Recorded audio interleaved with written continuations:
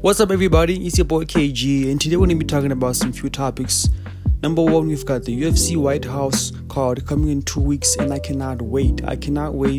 We have the co-main event in Alex Pereira versus Cyril Gane. It's going to be a banger fight. And then we have the main event, Ilia Topuria defending his title against Justin Gaethje. So I recently saw the GRE podcast, and I saw Joe Rogan talk about how the UFC White House card is not going to be good for the fighters because the event is being held outside. He was talking about bugs, the hot weather, it's going to be over 100 degrees. I don't like it. I don't like the idea of fighting outside at all. Well, there's problems with it. And then done it too many times. June, and it's DC, and we looked it up the last time, like last year, same day, it was 100 degrees. Yeah. Oh, That's yeah. hot as fuck. Then you add the lights. Oh, yeah. Yeah, the lights. You add the lights. Yeah, that attracts bugs. How about dehydration? Oh, yeah. Yeah, the bugs are a big one. I'm not going to lie, Joe Rogan has raised some valid points about the UFC White House card being held outside an arena, but I actually love the fact that this is happening. This is a once-in-a-lifetime monumental card, and it gives us fans a new environment, a new feel to the fights. Think about the last time the UFC held an event outside an arena. It was 193, where Ronda Rousey defended her belt against Holly Holm and she got fried checked, she got knocked out. The second one was Israel Adesanya won the championship against Robert Whittaker. And those two events were monumental, they were great, they were once-in-a-lifetime events. We need that again. We do. We need that. And even though Joe Rogan raised some valid points about the card being outside and the weather, I don't agree about the weather, to be honest.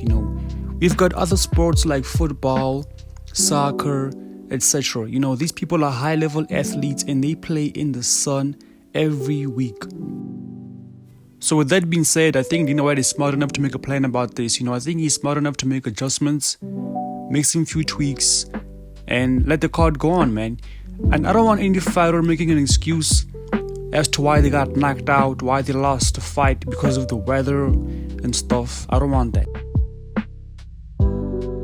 In the second topic, we've got Ilia Topuria. He just linked up with your favorite barber on YouTube, Vic Blends, for a nice collaboration. I'm not gonna lie, I enjoyed that video. He spoke about various topics. He spoke about his future opponent, Arman Tsarukyan, and let's see what he says. It's gonna be a good fight. Like, you crazy? He's gonna start panic. He's gonna be panicked, and I'm gonna break his jaw. Bam! In front of all his crowd, all his people, all his family. Who gives a fuck? Now, this is a fight I'm mostly excited about. It's a future fight that needs to happen. Arman Tsarukyan versus Ilia Topuria, two young guys below 30 years of age fighting for a belt. We all know that the UFC White House card is a complete wash. Justin Gaethje stands no chance in that fight. I'm sorry, but he stands no chance. I do need to mention something.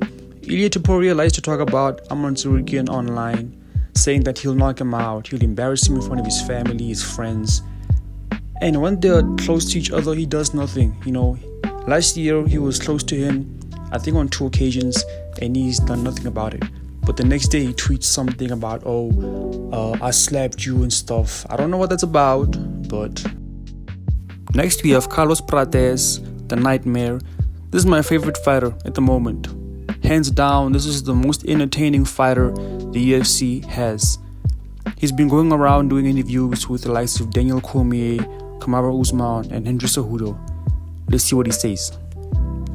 You think that he thinks you're easier? I think so. Why?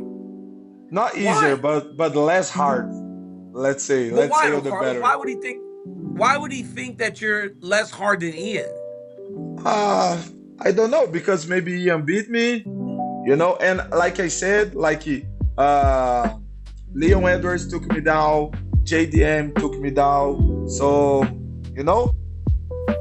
I'm not gonna lie, when JDM fought Prates last month, I paid JDM to win. Yes, I'm guilty. And I feel stupid about that pick.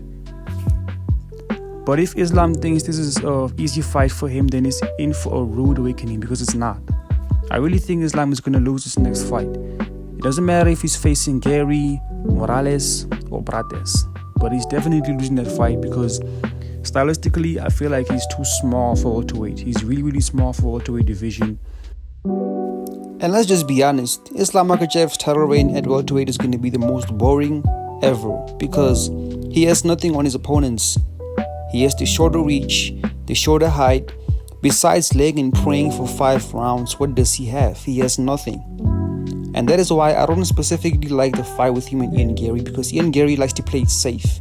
Even though he has good IQ, we know that, but he likes to play it safe. We need somebody with KO power, like Prates, like Morales, who can really, really spark him out. JDM was the best stylistical fight for Islam Makhachev, and even at that, Islam could not finish him. He could not KO him. He could not submit him. All he could do is lay and prey on him for 5 rounds. What do you think he'll do when he takes Prates down, when he takes Morales down, Ian Gary down, and they just get back up? They're too tall for him. They're too lanky. They have too much length. They're going to outpoint him and knock him out. So it doesn't even matter who Islam faces next. Just know that he's losing his next fight. He's not beating Gary. He's not beating Morales. He's definitely not beating Prates. I just hope that Prates can some way, somehow fight over Gary.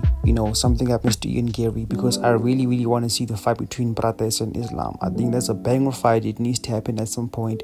They both want the fight. And just to set things clear, there's no way on God's green earth Morales is going to fight for the belt in 2026. There's no way. He just beat Sean Brady. That was a good win. The win aged good. But besides that, he didn't do anything. He needs to step on the side, fight another contender, and then see. Right now, the only people that are clear to fight Islam is Prates and Ian Gary. Another fight that's said to happen is between DDP and Kamaru Usman in the near future. There's been a lot of speculation about this fight happening, and I think it's a great fight for Kamaru Usman. I think he'll just put on a rinse and repeat of what Chimaev did.